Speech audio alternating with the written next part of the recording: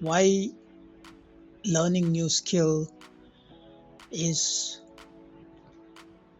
not fun, more a punishment. Have you ever thought about it? 99% of the people, the learning stops here. You understand the process of learning, then learning becomes so much fun.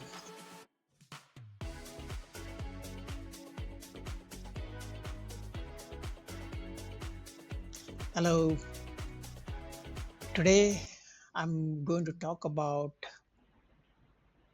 the process of learning any new skills or habits. Have you seen any experts in any field, be in sports like tennis, Roger Federer, cricket, Sachin Tendulkar, or football, Lionel Messi, or experts in playing any musical instruments like piano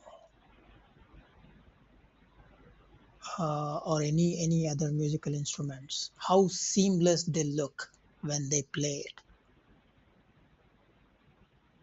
right? And when you tried yourself all those skills, many of you would have tried and learned to an extent, and some of you would have tried and gave up at certain stage. Why is that? Have you ever thought about it? Why learning new skill is so difficult? Why learning new skill is not fun, more a punishment? Have you ever thought about it?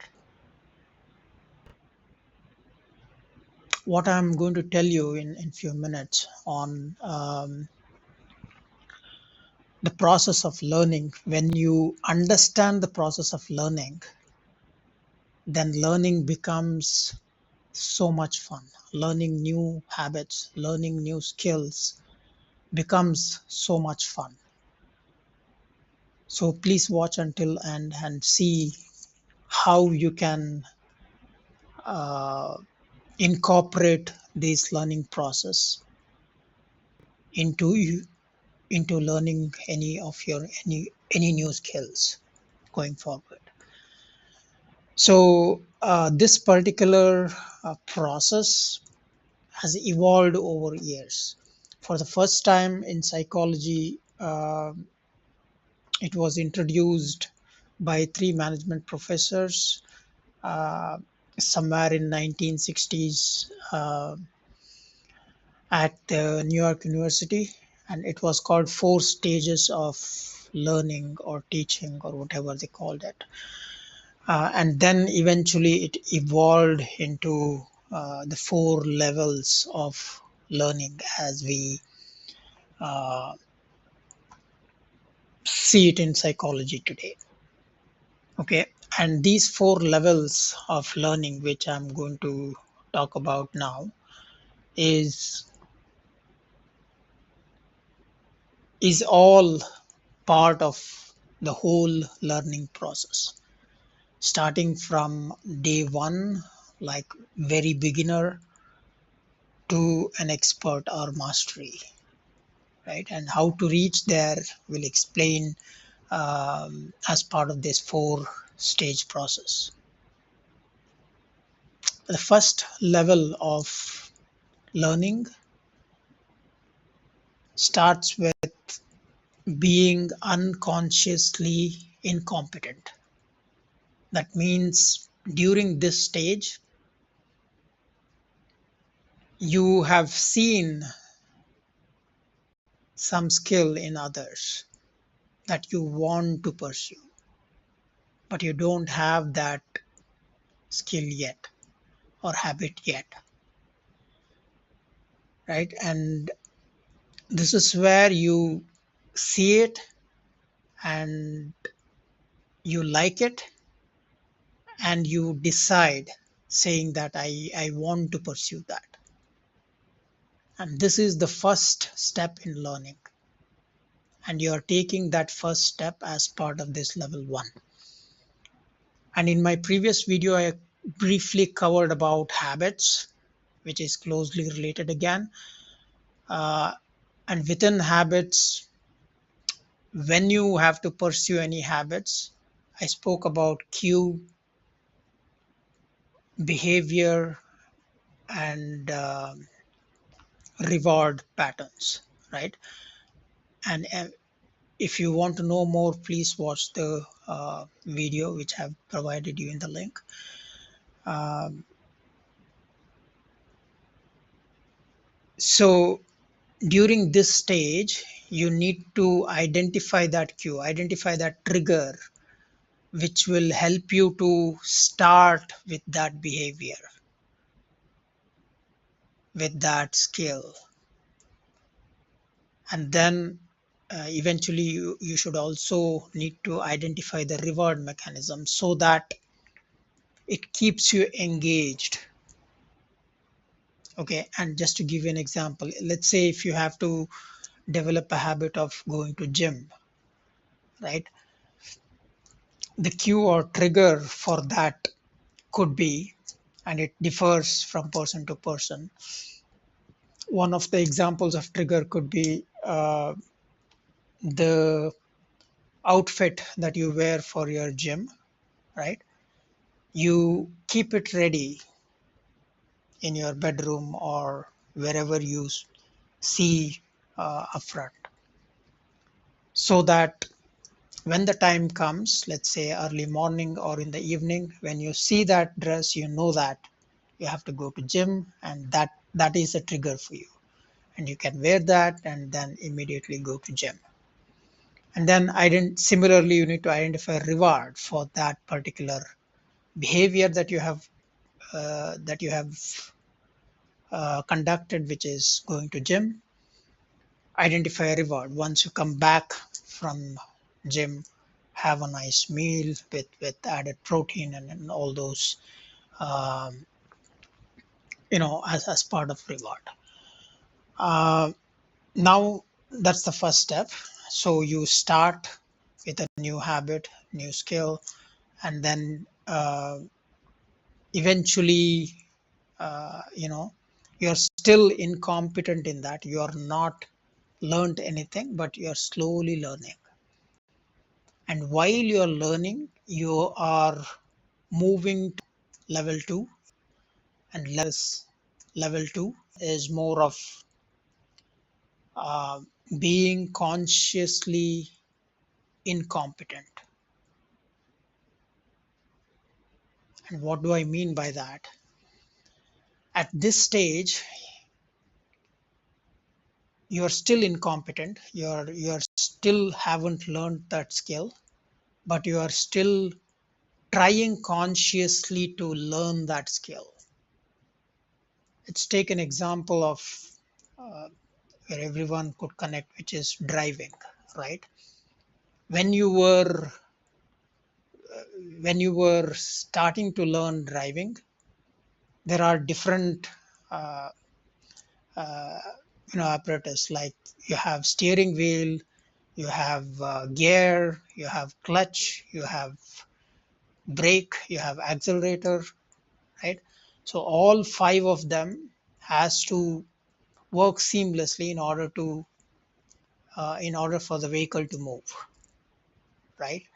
And initially you would have, when you started the vehicle,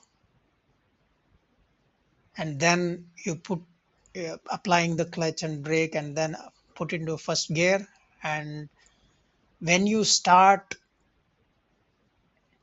slowly leaving the clutch and pressing the accelerator, right, you would have struggled initially to get the vehicle moving. It used to be a jerk, and then vehicle switched off, and it happened few times, and then again that process itself took some time, and then eventually you came to know how to move slowly in the first gear. And then accordingly, when you as you moved, you moved to second gear, third gear, and then as and when a vehicle come in the front, you had to brake, right? And these are all different events that you have learned as part of the skill as you moved along, right? And in fact, I was and this is something you need to remember, like every skill that you are trying to learn at this stage, which is being consciously incompetent, this is one of the toughest level of throughout the learning process. And many of you uh, would it's easier to give up at this stage, and many of you would like to give up, don't take that difficult step of moving forward, right? At this stage you need to persevere, and you need some kind of persistence and discipline in order to keep going. You need to push yourself during this stage of learning. And how can you push yourself, right? And how can you make it more interesting at this level, especially when you are struggling to learn this new skill and it's not coming, right? um, I would like to give an example. A few months back, I was learning skating, and while I was learning, I was in this level two. Initially, I was consciously making the effort to move, and I used to fall down, head down, and then my coach, I asked my coach as to how can I learn faster, and he said simply one thing: you have to fall at least 150 times in order to skate freely. And that somehow rewired my brain completely when I started going uh, from next week to the skating class. Because that day I knew that every time I fell down, I was one step closer to freely skate. And if you take any new skill, you need to identify that rate of learning which will help you to keep moving during level 2. So if you are learning, let's say, piano, you identify how many times do I have to play a song in order for me to play that fluently. It could be 50 times, it could be 80 times. It differs from people to people, but there is that number you need to identify. And once you identify that number, rate of learning, it becomes so much easier for you. So, and also it becomes interesting, like every time you fail, you know that you are one step closer. So it's just that small rewiring of brain will help you to keep this level more interesting. So try this out. It really works.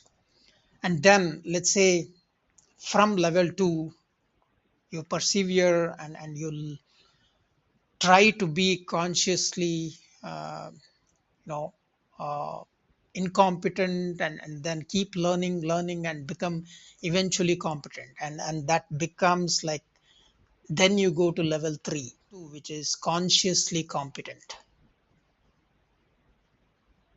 That means with consciousness you are able to execute the skill now.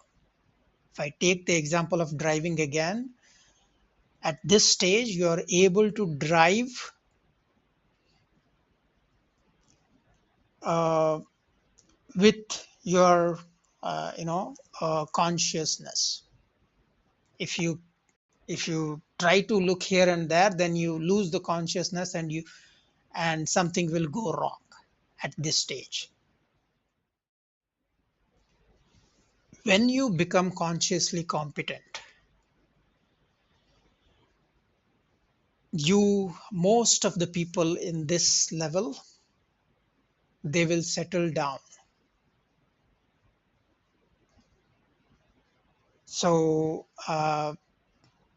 they have learned to be competent, and they are consciously putting the effort to be competent, and at some point in time they get bored of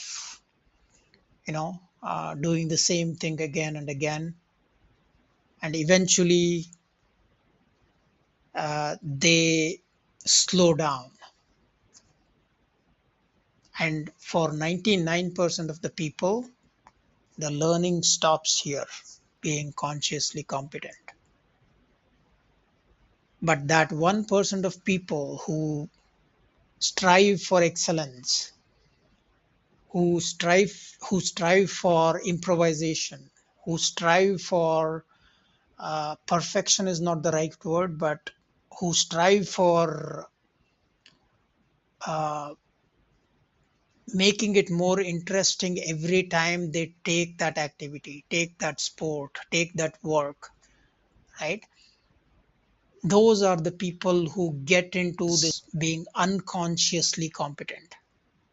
That means that their skill, habit becomes part of them, becomes part of their body, becomes part of uh, it becomes an extension of their body.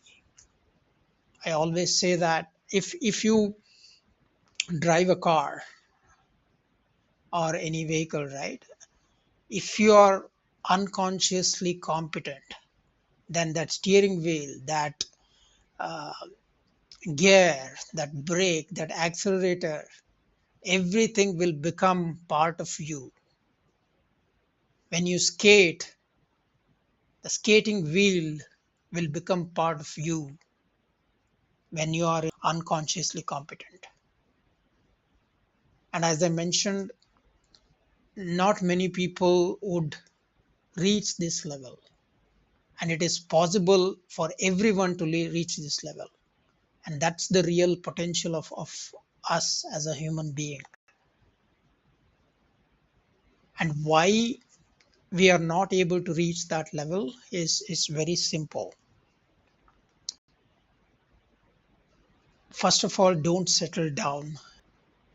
Try to keep pursuing those skills. Try to keep pushing yourself by making it more interesting. If I come back to that trigger, behavior, and uh, reward, right? So after a certain time, you might get bored of that same trigger and same reward for the behavior or the habit that you are trying to learn. So try to change that trigger, try to change that reward mechanism so that it becomes interesting. That's one way of making very interesting. And second way of making it interesting is improvising on your own skill, right? And again, if I take the example of playing the musical instrument, try to play it in a way that